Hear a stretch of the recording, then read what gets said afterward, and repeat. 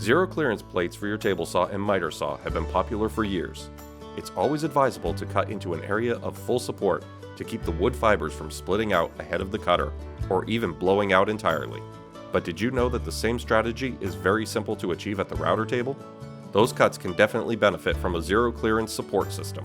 But how do you achieve this? Follow along and see how easy it is.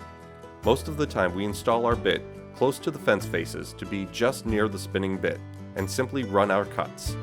And most of the time, this is just fine, with generally acceptable results. The strategy is to support those wood fibers.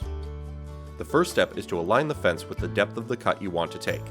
It could be a little, it could be a lot.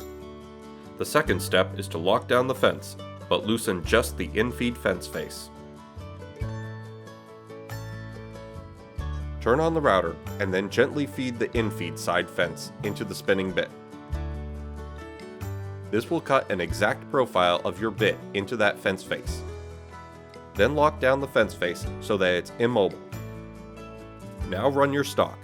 As your router cuts your stock, you've fully supported the wood fibers. Tear out and other problems go away. No more problems with shifting curly grain. You're left with a beautiful cut for your efforts. Make these zero clearance faces for as many bits as you need. It's not uncommon to have several on hand, one for each of your most popular router bits. Your woodworking life will thank you.